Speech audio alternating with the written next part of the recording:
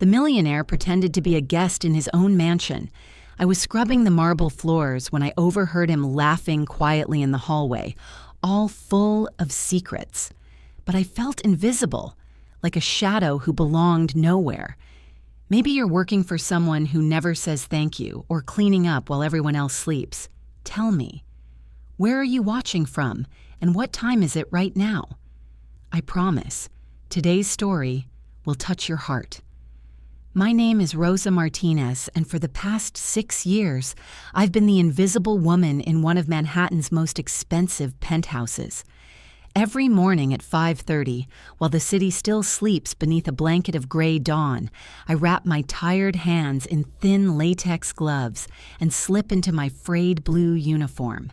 The fabric has grown soft from countless washings, but it still feels like a costume I never chose to wear. The Carlyle penthouse sits on the 72nd floor of a gleaming tower on Fifth Avenue, where each window frames Central Park like a living painting worth millions. The apartment spans 8,000 square feet of marble floors, crystal chandeliers, and furniture that costs more than most people make in a year. Mr. Jonathan Carlyle made his fortune investing in tech stocks during the early days of the internet boom, then diversified into cryptocurrency when Bitcoin was still a whisper among the wealthy.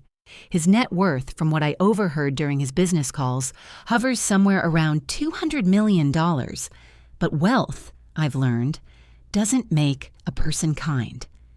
That Tuesday morning, as I folded freshly starched Egyptian cotton sheets that cost more than my monthly salary, my phone buzzed with a text from Mrs. Victoria Carlyle. "Dinner for 2 tonight. No interruptions. Stay invisible." The message stung, though I'd grown accustomed to their casual cruelty. They never said please or thank you. They simply expected my presence to dissolve into the background of their gilded lives. Mr. Carlyle was a tall man in his 50s, with silver hair that he kept perfectly styled and eyes the color of winter frost. He moved through his penthouse like he owned the world, which in many ways he did. His business empire included real estate investments across 3 states, a portfolio of blue-chip stocks worth tens of millions, and enough capital invested in various funds to generate passive income most families could only dream of. He spoke in figures that made my head spin: dividends, assets, interest rates, market caps. To him, everything was a transaction, including the people who served him. I had been hired through an agency that specialized in domestic staff for Manhattan's elite. The pay was decent by my standards, $48,000 a year, but when you considered the cost of living in New York and the fact that I was on call virtually 24 hours a day, it barely covered my expenses. Still, it was more than I could make cleaning offices in Chicago, where I'd left behind my 16-year-old daughter Lena with my sister Maria. That evening, as I prepared for their dinner party, something felt different. Mr. B. Carlyle arrived at 7 o'clock sharp, but instead of his usual business attire, he wore a casual sweater and jeans. He carried flowers, expensive orchids from some boutique florist, and wore an expression I'd never seen before: softness, nervousness, almost human. "Good evening," he said to me as he passed through the kitchen, and my hands nearly dropped the crystal wine glasses I was polishing. In 6 years, he had never greeted me. I was furniture to him, a fixture that moved and cleaned but held no more importance than the marble countertops or the imported Italian leather sofa. But here's what puzzled me most. He was acting like a guest in his own home. He rang the doorbell. He waited to be let in. He examined the living room as if seeing it for the first time, commenting on the artwork and the view. When Mrs. Carlyle appeared in a stunning black dress that probably cost more than my car, she greeted him as if they were meeting for a blind date. I retreated to the kitchen, but the apartment's open floor plan made it impossible not to overhear their conversation. They talked about travel, about restaurants, about books they'd read. Mr. Carlyle mentioned his work in investments as if the woman sitting across from him didn't share a bank account with assets worth more than some small country's GDP. Mrs. Carlyle giggled. actually giggled when he complimented her appearance. It was all an elaborate game, a wealthy man pretending to court his own wife, playing stranger in his own home. Perhaps it was some kind of therapy their marriage counselor had suggested, or maybe boredom had driven them to this charade. The ultra-wealthy, I'd learned, often created artificial drama when real life became too comfortable. As I served their appetizer of imported caviar, each tiny black pearl worth more than I made in a day, Mrs. Carlyle spoke about the help, as if I weren't standing 3 feet away. "Our housekeeper is very discreet," she said with a laugh. "She's been with us for years, practically invisible. Sometimes I forget she's even here." My hands trembled as I poured their wine, a vintage Bordeaux that Mr. Carlyle had acquired at auction for $8,000 per bottle. Their casual dismissal of my humanity wasn't new, but tonight it felt especially sharp. Maybe because seeing him pretend to be someone else reminded me that I had been pretending too, pretending that this job was temporary, that their treatment of me was acceptable, that I was somehow lucky to be there. After serving dinner, I was dismissed to my small room off the kitchen. It measured barely 8 by 10 feet with a narrow bed and a tiny window that faced the building next door. The walls were thin enough that I could hear every word of their continued performance, every forced laugh, every scripted compliment. They were playing house in a mansion that cost $40 million, while I, the woman who actually kept their house running, lay on a mattress that came from a discount store and wondered if my daughter had remembered to eat dinner. The truth about my life with the Carlyles is this: I became less than human in their eyes. Not just a servant, but something even lower, a shadow that cleaned up their messes and anticipated their needs without the inconvenience of having needs of my own. They paid me regularly. Technically by the legal requirements, but they paid my soul nothing at all. I think about the morning I realized how completely they'd erased my identity. It was 3 years ago, during one of Mrs. Carlyle's charity luncheons for Manhattan's society wives. 12 women sat around her imported dining table, discussing their philanthropic efforts over plates of organic salmon that cost more per pound than I made in a week. One woman mentioned her housekeeper by name, praising her cooking and talking about her family in Honduras. "Oh, I couldn't tell you anything about ours," Mrs. Carlyle said with a laugh.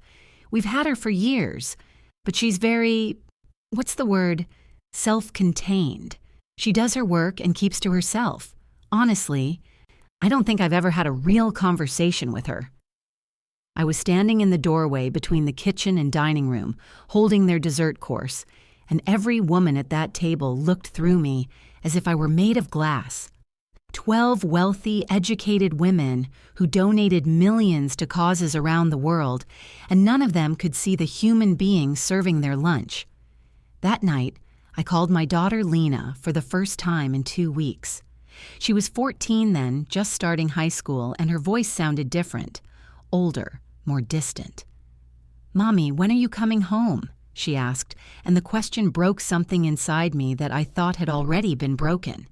"Soon, Mika," I lied. "I just need to save a little more money." "That's what you said last year." The silence stretched between us, filled with all the school plays I'd missed, all the bedtime stories I hadn't read, all the scraped knees I hadn't kissed. My sister Maria did her best, but she had 3 children of her own and worked double shifts at the hospital.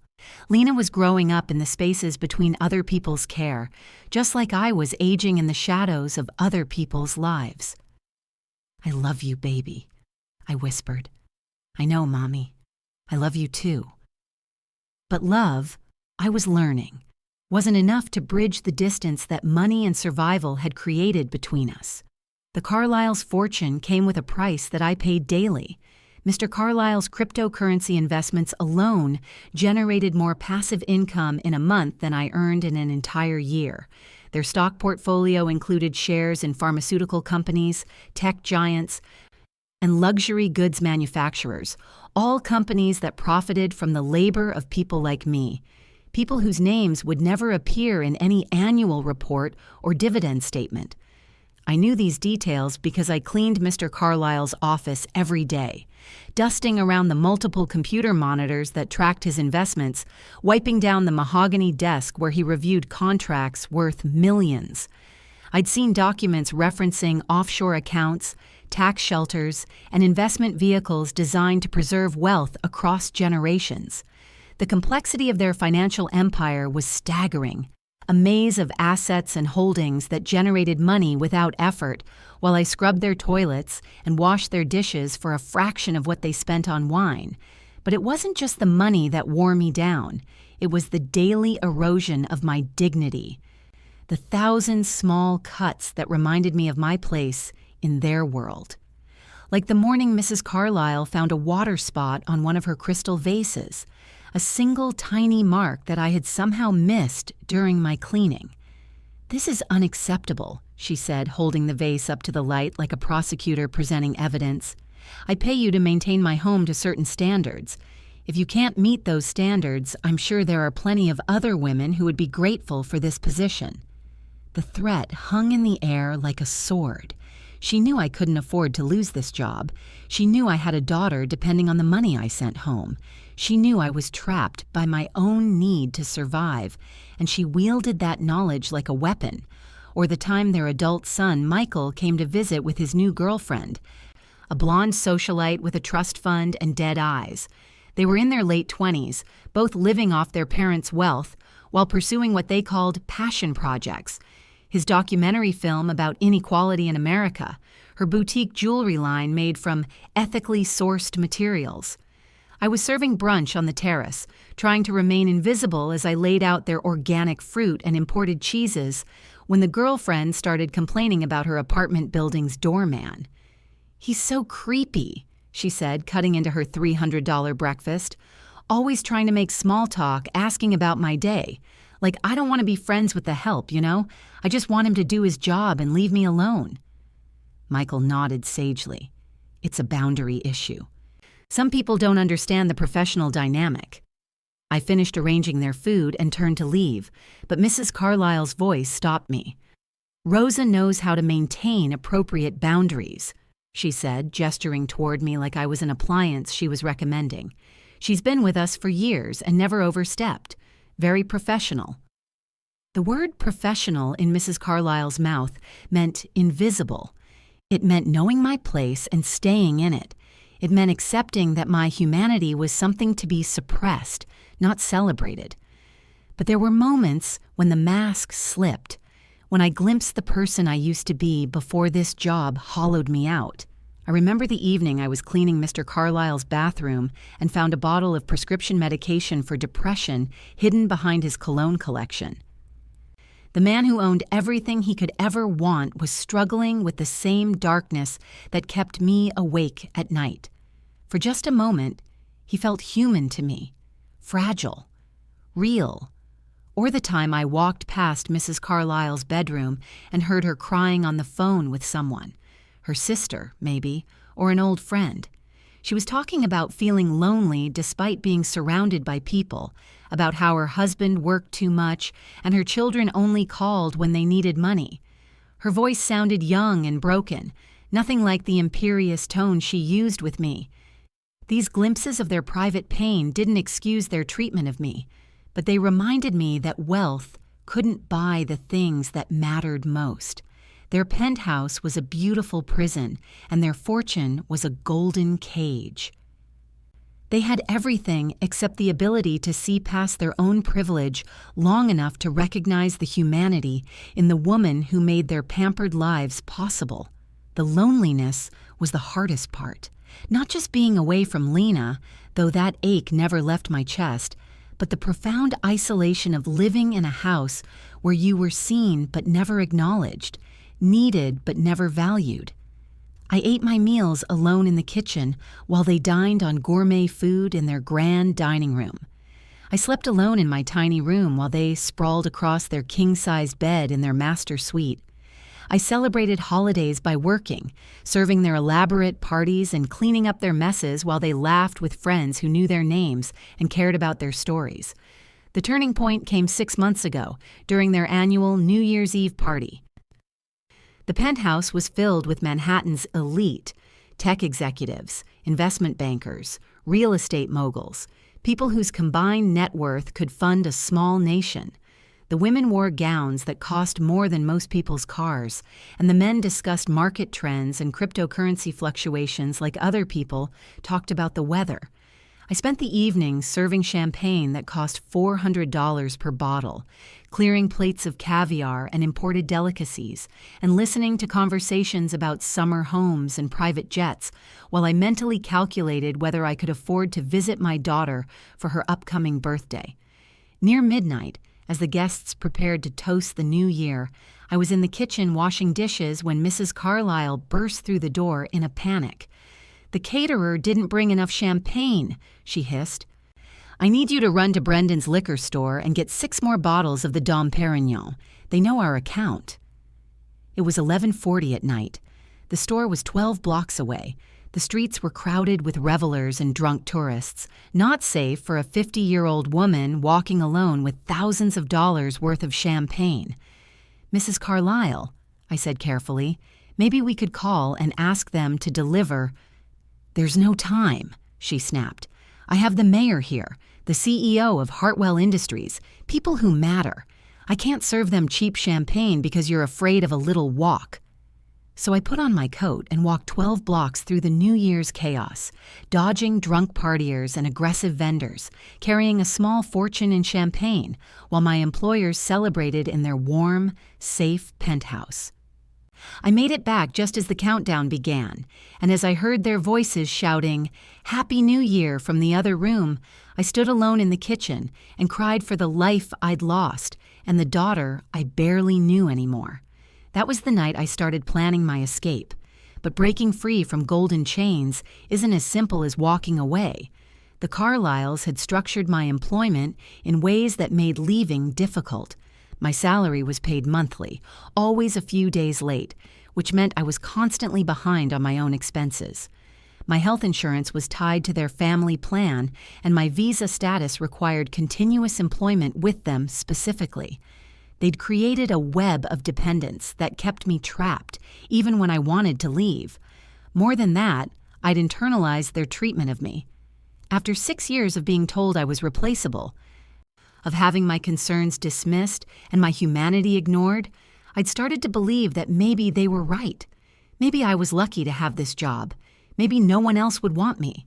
Maybe I deserved to be treated like furniture, because that's all I was worth. The morning after their New Year's party, as I cleaned up the remnants of their celebration, I found myself standing in Mr. Carlyle's office, staring at his wall of awards and accolades, photos with politicians, certificates from prestigious business organizations, newspaper clippings about his latest investments. His success was documented and celebrated, framed and displayed for the world to see. I thought about my own accomplishments, raising a daughter as a single mother, immigrating to a new country and learning the language, working multiple jobs to support my family, maintaining a household worth $40 million without a single day of formal training. None of that was hanging on any wall. None of that mattered to anyone except me. But it did matter. I mattered. That realization didn't come all at once. It grew slowly, like a plant pushing through concrete, fed by small acts of self-preservation and tiny moments of dignity reclaimed. The first crack in my acceptance came when I started exploring other options. During my rare afternoons off, I began visiting employment agencies, researching other positions, talking to other domestic workers about their experiences. I discovered that my salary was actually below market rate for my experience and responsibilities, that the Carlyles were underpaying me by nearly $15,000 a year. I also learned about my rights under New York labor law, rights I didn't know I had, the right to overtime pay when I worked more than 40 hours per week, which was almost every week, the right to meal breaks, which I'd never received, the right to a safe working environment, which arguably didn't include being sent alone through dangerous streets to buy alcohol for their parties. But knowledge isn't the same as power. I knew I was being exploited, but I still needed the job. I knew I deserved better, but I couldn't see a path to get it. The gap between understanding my worth and claiming it felt as wide as the distance between my tiny room and their master suite. The evening of Mr. Carlyle's mysterious dinner charade, as I listened to him pretend to court his own wife, something shifted inside me. Watching him play a role, seeing how easily he could transform into someone charming and considerate when it served his purposes, I realized that I had been playing a role too. The role of the grateful servant, the invisible woman, the person who didn't matter enough to be seen. But unlike his performance, mine had consumed my identity. I'd been playing invisible for so long that I'd started to disappear even from myself. After they finished their dinner theater and retired to their bedroom, I sat in my small room with my phone in my hands, staring at my daughter's contact information. It had been 2 weeks since we'd spoken, not because I didn't want to call, but because I was afraid of the distance I'd hear in her voice, afraid of the questions I couldn't answer about when I was coming home. But that night, I dialed the number. "Mommy," Lena's voice was sleepy. Surprised? "Hi, baby. I know it's late. I missed you." "I miss you too." There was a pause, and then, "Mommy, are you okay? You sound different." I was different. For the first time in years, I was questioning everything I'd accepted as unchangeable. "I'm thinking about coming home," I said, the words tumbling out before I could stop them. "Really? When?" "I don't know yet, but soon, I promise." "What about your job?" That was the question, wasn't it?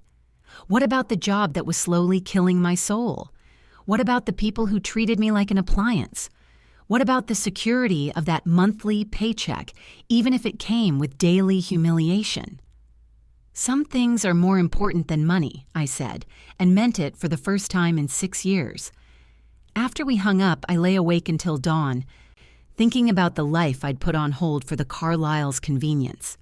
I thought about Lena growing up without me, about my sister raising my daughter while I raised someone else's family.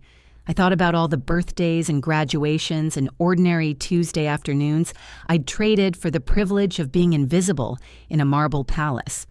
And I thought about that phone call I'd made to Lena, the one Mr. Carlyle had overheard as he lurked in the hallway after his dinner performance. I'd been speaking in Spanish, which I always did when I was emotional, and I'd said something that would have shocked him if he'd understood. I told my daughter that I was done being invisible, that I was done accepting crumbs from people who had more money than they could spend in 10 lifetimes, that I was going to find a way home to her, even if it meant starting over with nothing. But more than that, I'd made a vow that would change everything. I'd promised Lena that I would never again let anyone treat me like I didn't matter, that I would fight for my dignity and hers, no matter what it cost.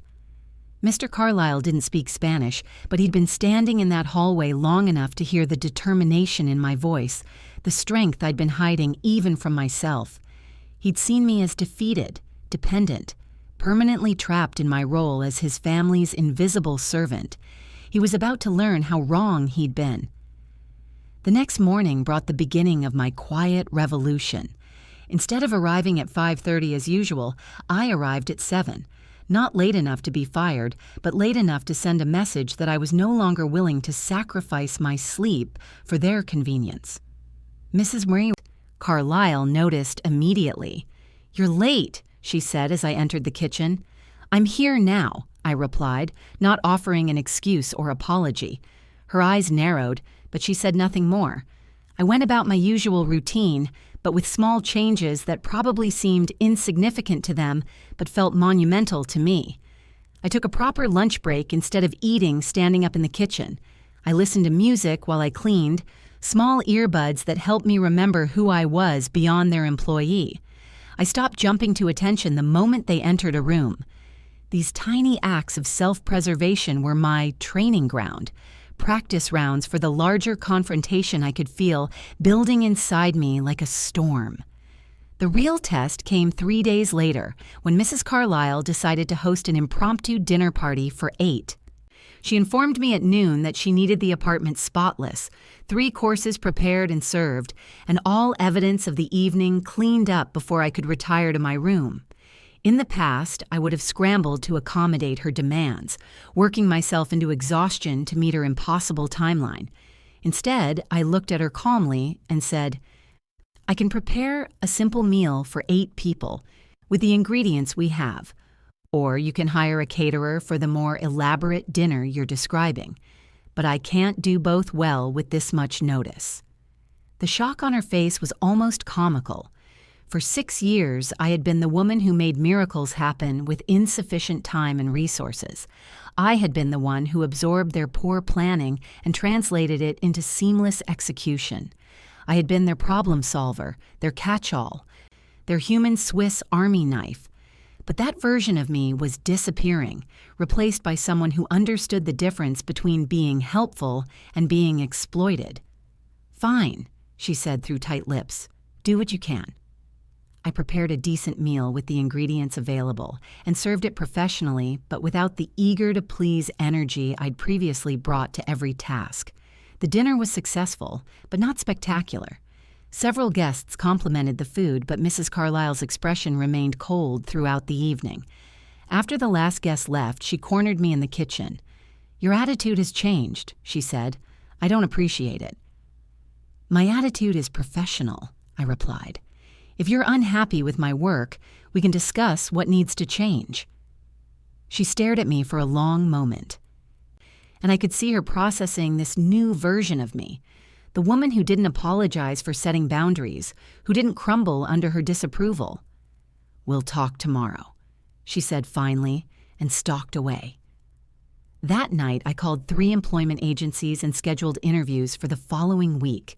I researched apartments in Queens and Brooklyn, areas where I could afford to live on my own if necessary. I calculated my savings and realized that while I couldn't afford to quit immediately, I could survive for several months if I needed to find new employment. For the first time in 6 years, I had a plan that didn't revolve around the Carlyle's needs and preferences. The conversation Mrs. Carlyle had promised took place 2 days later in her sitting room. A formal space filled with antique furniture and expensive artwork that I'd dusted thousands of times but never been invited to appreciate. She sat in a high-backed chair like a queen holding court, while I remained standing, a physical reminder of our supposed places in the hierarchy she'd constructed. "I think you're having some kind of personal crisis," she began, her voice dripping with false concern. "You've been distant, uncooperative. If there's something going on in your personal life that's affecting your work, we need to address it." The condescension in her tone might have crushed the old Rosa, the one who'd spent 6 years believing that this family's approval was necessary for my survival. But the new Rosa, the one who'd been awakened by a late-night phone call with her daughter, heard something different in those words. I heard fear. Mrs. Carlyle was afraid that she was losing control of me, afraid that the invisible woman who made her life possible might become visible enough to demand better treatment. She was afraid that I might remember my worth and price myself out of her reach. "There's nothing wrong with my personal life," I said calmly, "but there are things about this employment arrangement that need to change." Her eyebrows shot up. "Such as?" "My salary is below market rate for my responsibilities. I work more than 40 hours per week without overtime pay. I don't receive proper meal breaks or adequate time off. These aren't personal issues. They're labor law violations." The color drained from her face. In all our years together, I'd never mentioned labor laws or legal rights. I'd been the perfect victim, uninformed, isolated, grateful for whatever scraps they threw my way. But I'd been educating myself, and knowledge had transformed my fear into power. "I think you're misunderstanding your role here," she said, her voice sharp with panic disguised as authority. "You're not just an employee. You're part of our family. We've given you a home, security, stability. That has value beyond money." I'd heard this speech before from other wealthy women at the employment agency, stories of domestic workers being told they were family right up until the moment they were fired without notice or severance. It was the oldest trick in the book, using emotional manipulation to justify economic exploitation. Family members don't pay each other salaries, I said quietly. And they don't threaten to replace each other when they express their needs. The truth of those words hung in the air between us like a knife. Mrs. Carlyle's mouth opened and closed, no sound emerging, as she processed the reality that her invisible servant had developed a voice. "What exactly are you asking for?" she said finally. "A salary adjustment to market rate, which would be $63,000 annually. Overtime pay for any hours beyond 40 per week. 2 full days off per week, not just afternoons here and there. Health insurance that doesn't tie me to this specific position." I had rehearsed these demands in my mirror for 3 nights, practicing until my voice stayed steady and my hands stopped shaking. Now, sitting in her formal parlor surrounded by art worth more than my lifetime earnings, I delivered them like the professional I'd always been, but never been treated as. Mrs. Carlyle's face went through several expressions: shock, anger, calculation, and finally, cold fury. "I think you're forgetting who holds the power here," she said, leaning forward in her chair. "You're replaceable, Rosa. There are dozens of women who would be grateful for what we've given you. Don't let pride destroy a good situation." There it was, the naked threat that had kept me in line for 6 years, the reminder that I was expendable, that my security depended entirely on their goodwill. But something had changed in me, something that couldn't be threatened, back into submission. "Then replace me," I said, standing up from the chair she'd never offered me in the first place.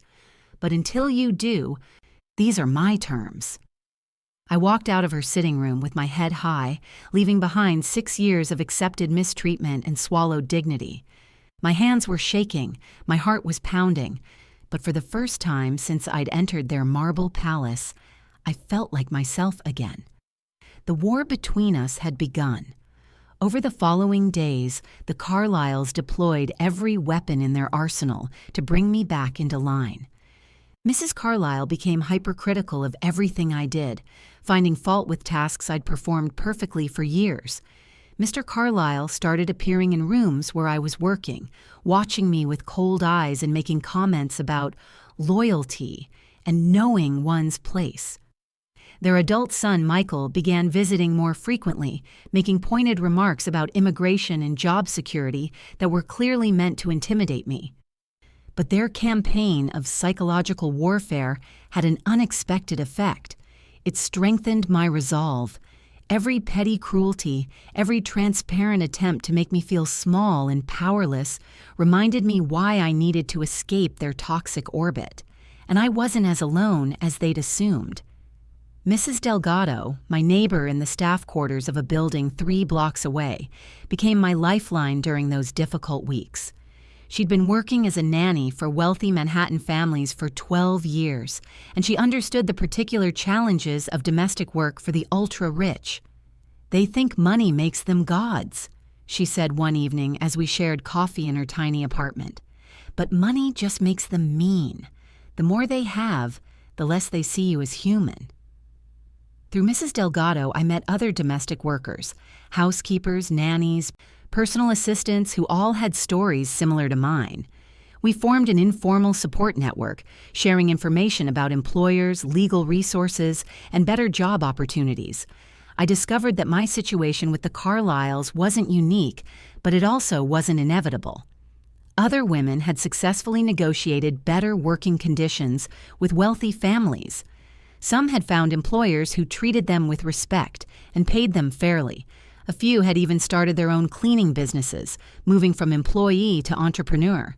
These conversations opened my eyes to possibilities I'd never considered. I wasn't trapped in the Carlyles' penthouse forever. I had skills, experience, and now I had knowledge of my rights under the law. I also had something even more powerful. I was no longer afraid of them. The breaking point came during Michael's visit for his father's birthday celebration. The family had planned an intimate dinner for 12, featuring a menu that required 3 days of preparation and service that would keep me working from dawn until midnight. On the morning of the party, Mrs. Carlyle appeared in the kitchen at 6 a.m. with a list of last-minute additions that would require me to reorganize the entire meal. "I invited 2 more couples last night," she announced, as if adding 4 people to a carefully planned dinner was no more significant than changing the channel on television.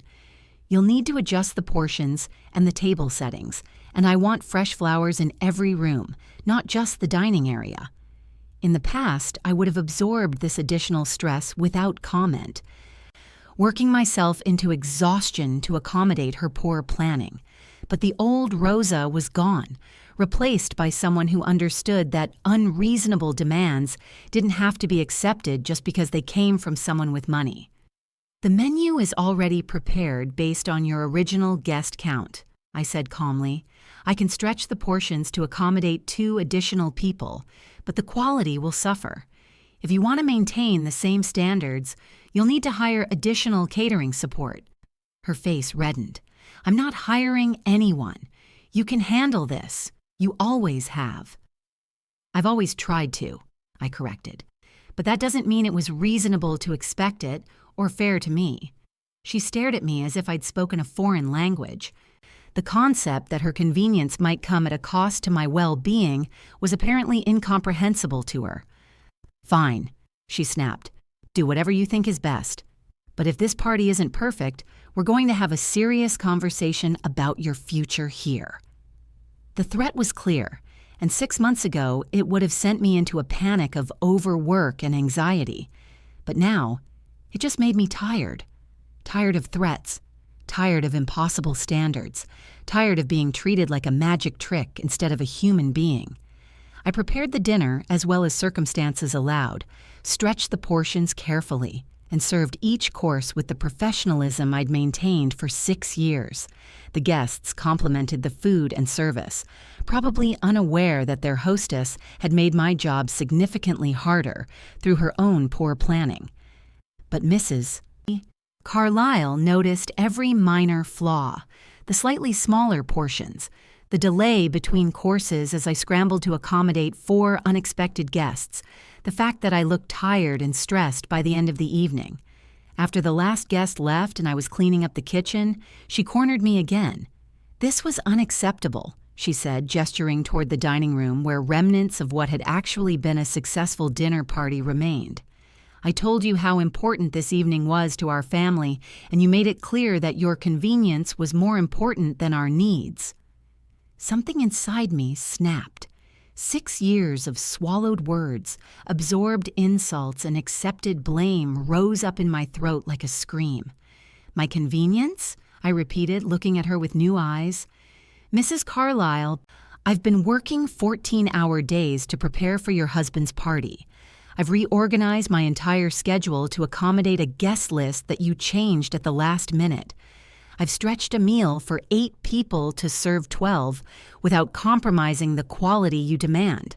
What part of that suggests I was prioritizing my own convenience?" She blinked, clearly taken aback by my tone. I'd never spoken to her like an equal before, never defended myself as if I had the right to be heard. "Your attitude is completely unacceptable," she said, her voice rising. "I think you should pack your things and leave first thing in the morning." The words I'd been dreading for 6 years hung in the air between us. She was firing me, cutting off my income, threatening my ability to support my daughter. But instead of fear, I felt relief.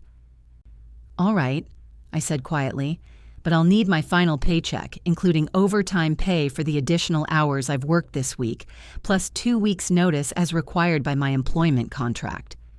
Her mouth fell open. "Your employment contract? Rosa, you don't have an employment contract." "Actually, I do."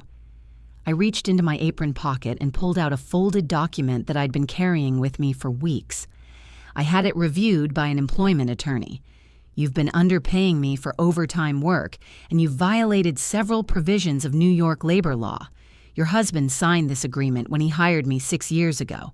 He may not have read it carefully, but it's legally binding."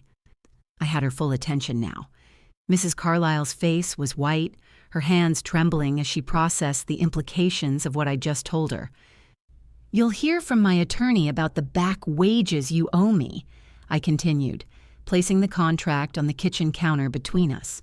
"The total amount, including interest, comes to approximately $47,000. The number hit her like a physical blow. $47,000. Pocket change for a family whose net worth exceeded $200 million, but a fortune for someone like me. "You can't be serious," she whispered. "I'm completely serious. I've documented every hour of overtime, every violation of my scheduled days off, every instance where I was required to work beyond the terms of my employment. Your own security system recorded most of it. Time-stamped videos of me working at all hours of the day and night. I'd spent months preparing for this moment, consulting with legal aid attorneys and gathering evidence of the Carlyle's labor law violations. I'd photographed my schedules, saved text messages that proved their demands, and documented every instance of unpaid overtime. Mrs. Carlyle sank into one of her dining room chairs, probably the first time she'd ever sat in her own kitchen. "What do you want?" she asked finally. "I want what you owe me, legally and morally, and I want a recommendation letter that reflects the quality of work I've provided for 6 years, not your opinion of my attitude once I started defending myself." She looked up at me with something I'd never seen in her eyes before. Respect. Not affection, not warmth, but the grudging acknowledgement that I was a force to be reckoned with rather than a problem to be dismissed. "If I give you what you're asking for," she said slowly, "will you sign a non-disclosure agreement about your employment here?" I almost laughed. Even in defeat, she was thinking like a wealthy person, throwing money at problems to make them disappear, buying silence to protect her reputation. "I have no interest in discussing my employment with your family publicly," I said, "but I won't sign anything that prevents me from sharing my experience with other domestic workers who might benefit from knowing their rights." She nodded slowly, understanding that she had no choice but to accept my terms. 3 days later, I walked out of the Carlyle penthouse for the last time, carrying a check for $47,000 in unpaid wages and a letter of recommendation that described my work as exceptional and my character as beyond reproach. But the money wasn't the real victory. The real victory was the woman I'd become in fighting for it, someone who knew her worth and wasn't afraid to demand it, someone who'd reclaimed her voice after 6 years of silence. I moved into a small apartment in Queens, a place with thin walls and no marble countertops, but a lease that had my name on it and neighbors who greeted me in the hallway.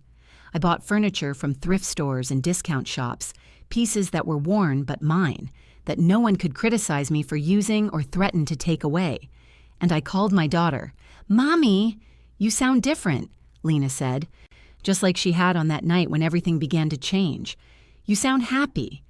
"I am happy, baby, and I'm coming home next month for your birthday. Just to visit at first, but then we'll see." "Really? Really?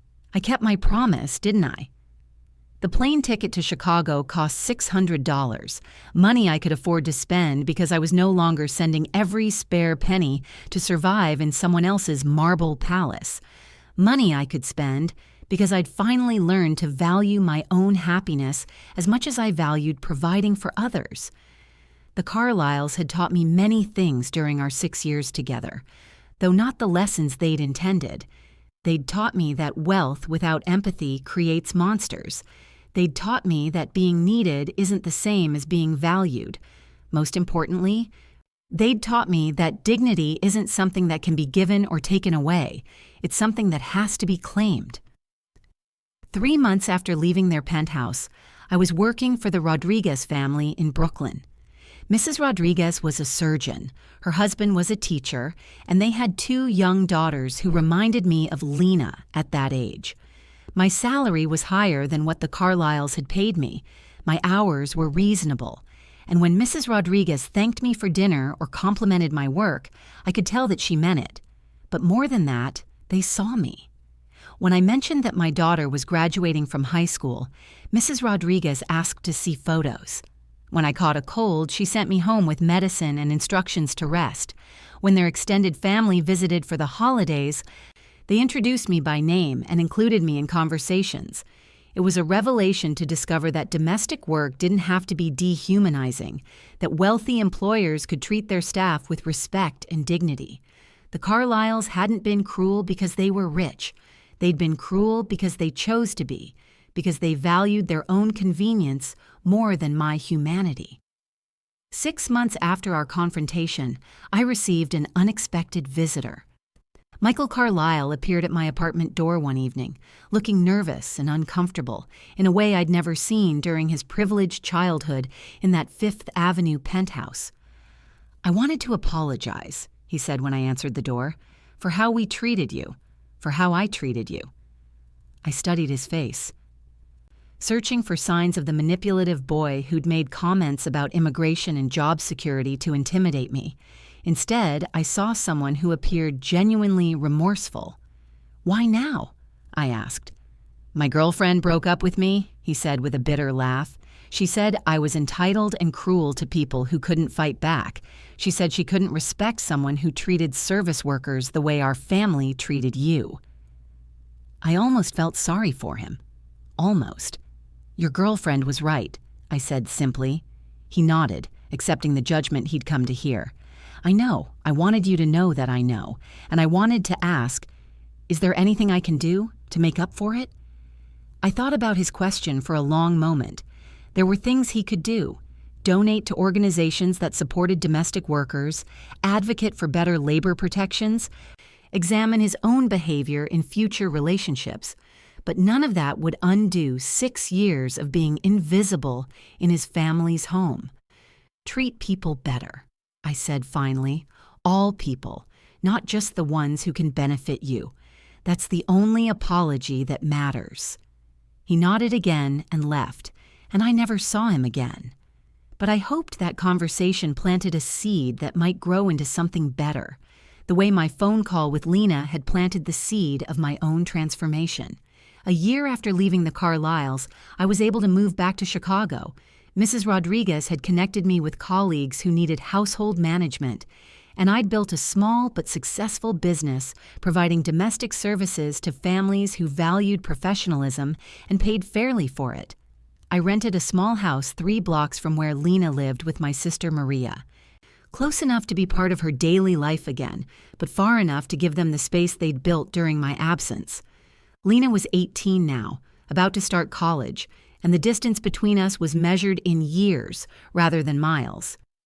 "I'm proud of you, Mommy," she told me one evening as we cooked dinner together in my new kitchen, "not just for coming home, but for standing up for yourself. You're different now." She was right. I was different, not just in confidence or financial security, but in the fundamental understanding of my own worth. I'd spent 6 years accepting less than I deserved from people who had more than they needed, and I'd learned that generosity flows downward only when it's demanded from below. The woman who'd scrubbed marble floors in a Fifth Avenue penthouse was gone, replaced by someone who understood that true wealth isn't measured in dollars or assets, but in dignity preserved and respect earned. Sometimes I think about that evening when Mr. Carlyle pretended to be a stranger in his own home, playing at romance with a wife who played at being charmed. I think about how easy it was for them to perform affection when it served their purposes, how effortlessly they could become different people when the script demanded it. But I also think about the phone call he'd overheard, the conversation where I'd promised my daughter that I would never again let anyone treat me like I didn't matter. That wasn't a performance. That was a promise I kept. The millionaire had pretended to be a guest in his own mansion, but I had learned to stop pretending I deserved to be invisible in my own life. And that transformation from shadow to substance, from servant to self-advocate, was worth more than all the cryptocurrency and stock portfolios in his empire. I'd found my voice in that marble palace, and I'd used it to build something better, a life where I was seen, valued, and free. As I finish telling you this story, I wonder about your own experiences. Have you ever felt invisible in your own life, working for people who treated you like furniture rather than family? Have you swallowed words that needed to be spoken, accepted treatment that you knew was wrong? Maybe you're watching this in your own small room, tired from a day of thankless work, wondering if change is possible. Maybe you're remembering someone who served your family, someone whose name you never learned or whose story you never heard. The truth is that we all have the power to choose dignity over desperation, respect over resignation. It's never too late to find your voice, to stand up for what you deserve, to stop accepting less than your worth. But let me tell you something else that happened in those months after I left the Carlyles. Something that taught me even more about the nature of power and the courage it takes to claim your place in the world. 2 months after I'd settled into my new life in Queens, working for the Rodriguez family and slowly rebuilding my relationship with Lena through daily phone calls, I received a letter that made my hands shake as I opened it. The envelope was cream-colored, expensive, with the Carlyle family crest embossed in gold. Inside was a handwritten note from Mrs. Victoria Carlyle herself. "Dear Rosa," it began. And I nearly dropped the paper. She had never addressed me by name in writing before, never acknowledged that I existed beyond my function in their household. "I hope this letter finds you well in your new circumstances. I want you to know that we have been unable to find suitable replacement staff for the position you held with our family. 3 different housekeepers have come and gone in the past 8 weeks, and none have maintained the standards of excellence that we had grown accustomed to during your employment." I read those words twice, then a third time, hardly believing what I was seeing. Mrs. Carlyle, the woman who had threatened to replace me with dozens of women who would be grateful, was admitting that I had been irreplaceable all along. "I realize now that we may have taken your exceptional capabilities for granted," the letter continued. "Your absence has made it clear that what you provided went far beyond what could reasonably be expected from typical domestic staff. You possessed an understanding of our household's needs and rhythms that I now see was quite extraordinary." The admission was wrapped in careful language, the kind of diplomatic phrasing that wealthy people use when they need to acknowledge error without actually apologizing. But I could read between the lines. Without me, their perfect life had become visibly imperfect. Without the invisible woman who had anticipated their every need, they were confronted daily with evidence of how much they had depended on me. "I am writing to inquire whether you might be interested in returning to our employ under revised terms," she wrote. "We would be prepared to offer you a salary of $65,000 annually, plus overtime compensation, health benefits, and a more flexible schedule that would allow you regular time off to visit your family in Chicago." $65,000. More than I had originally demanded, more than I was making with the Rodriguez family. She was offering me everything I had asked for, plus additional concessions that represented a complete reversal of how they had treated me. "We recognize that we may have been inflexible in our previous arrangements," the letter concluded. "If you are willing to consider returning, I would welcome the opportunity to discuss terms that would be mutually beneficial. We miss your professionalism and dedication to our household." They missed me. The invisible woman they had taken for granted, whom they had threatened to replace without a second thought, was suddenly irreplaceable, and they were willing to pay handsomely to get me back. I set the letter on my kitchen table in my small Queens apartment and stared at it for a long time. On paper, it was everything I had fought for: recognition, fair compensation, respect for my contributions. It was vindication that everything I had endured and challenged had been justified. But as I read it again, I felt something unexpected: pity. Mrs. Carlyle's carefully worded letter revealed more than she had intended. Between the lines of diplomatic language and financial offers, I could see the desperation of people who had discovered that money couldn't buy what they had lost. They had treated me like a machine, and now they were confronting the reality that human relationships, even professional ones, require more than financial transactions to sustain them. They missed my professionalism and dedication, but they didn't miss Rosa Martinez the person. They missed what I could do for them, not who I was. Even in their attempt to win me back, they couldn't see past their own needs to acknowledge the humanity they had spent 6 years denying.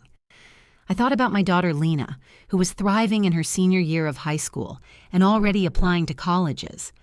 I thought about my sister Maria, who had been my anchor through the darkest period of my life. I thought about Mrs. Rodriguez, who had asked to see photos of Lena's homecoming dance and who sent me home with leftover soup when I mentioned having a headache. I thought about the woman I had become, not just someone who knew her worth in dollars and cents, but someone who understood that worth isn't only about money. It's about dignity, respect, and the fundamental recognition that every human being deserves to be seen and valued.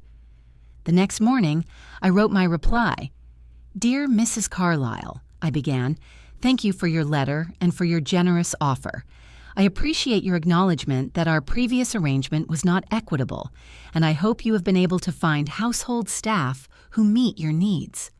I paused here, pen hovering over paper, thinking about how to express what I had learned without being cruel.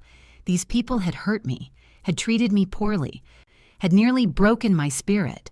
But they were still human beings, still people who were struggling with their own limitations and failures.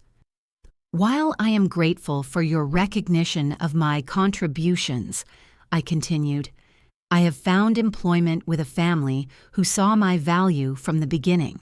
More importantly, I have rebuilt my life in a way that allows me to maintain close relationships with my daughter and extended family. These things are worth more to me than any salary adjustment could provide." I meant every word. The Rodriguez family paid me fairly, but what they gave me was worth far more than money. They gave me dignity. They remembered that I was a mother, asked about my daughter's college applications, celebrated with me when she was accepted to Northwestern University with a partial scholarship. They treated me like a professional colleague rather than a convenient appliance. I hope you understand that some things, once lost, cannot be restored simply by offering more money, I wrote. Trust, respect, and genuine human connection require time and care to build, and they can be destroyed in moments of thoughtlessness or cruelty. What we had was an employment relationship, but it was never built on the mutual respect that makes such relationships sustainable. This was the heart of what I wanted her to understand. The Carlyles had operated under the assumption that money could buy not just my time and labor, but my tolerance for mistreatment. They had believed that as long as they paid me regularly, they were entitled to treat me however they pleased. But human dignity isn't for sale, and once you remember that, it's impossible to go back to forgetting it. "I wish you and your family well," I concluded. "I hope you are able to find staff who meet your needs, and more importantly, I hope you learn to meet theirs in return. There are many excellent domestic workers in New York City who would provide exceptional service for employers who recognize their worth from the beginning." I signed the letter simply, Rosa Martinez, and mailed it the next day. 3 weeks later, I received another letter, this one much briefer. Mrs. Carlyle thanked me for my honesty and wished me well in my new position. She included a postscript that surprised me. "You were right about trust and respect. We are learning to do better with our current staff." I never heard from the Carlyles again, but 6 months later, Mrs. Delgado mentioned that she had been contacted by a mutual friend who worked for a family in their building. The Carlyles had hired a married couple, a housekeeper and a chef who worked as a team, and they were apparently treating them much better than they had ever treated me. They pay overtime, give proper time off, even offered to help with the woman's immigration paperwork, Mrs. Delgado told me over coffee. People can change, you know. Sometimes they just need someone brave enough to show them how wrong they've been. I wanted to believe that was true. that my confrontation with the Carlyles had somehow made them better employers for the people who came after me. Maybe Michael's apology hadn't been as empty as I'd thought.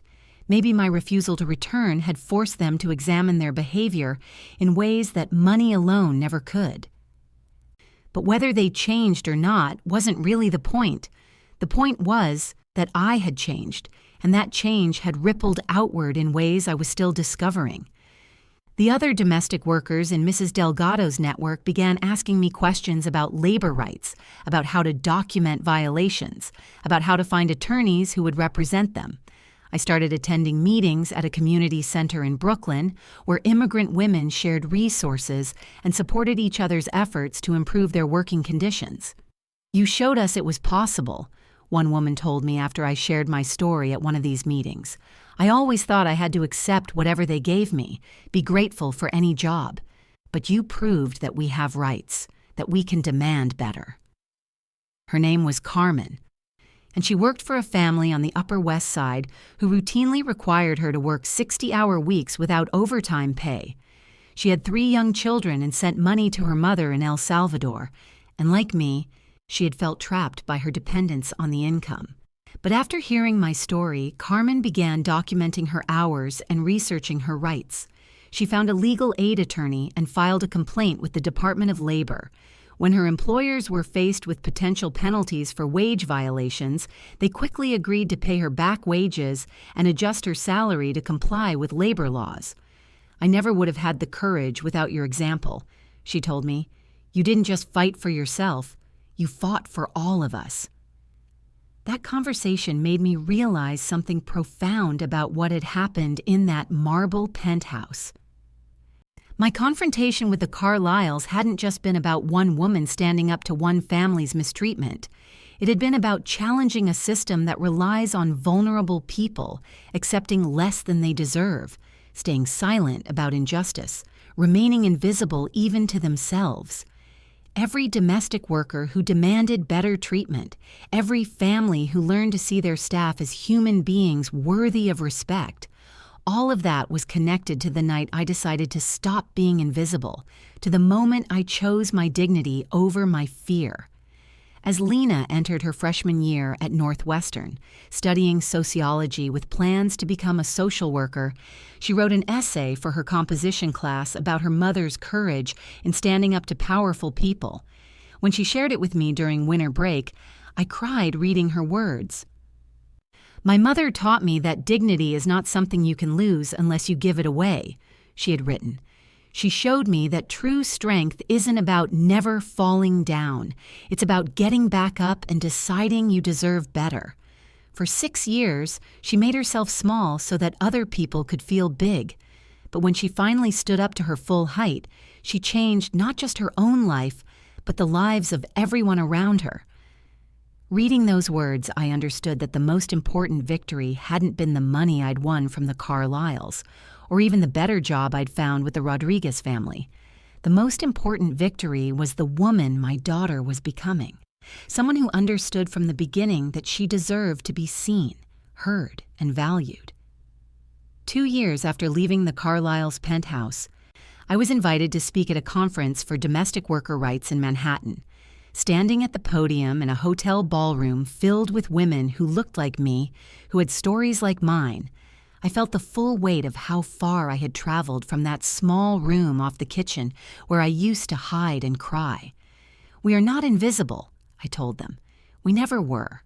We clean the homes and raise the children and prepare the meals that make other people's lives possible.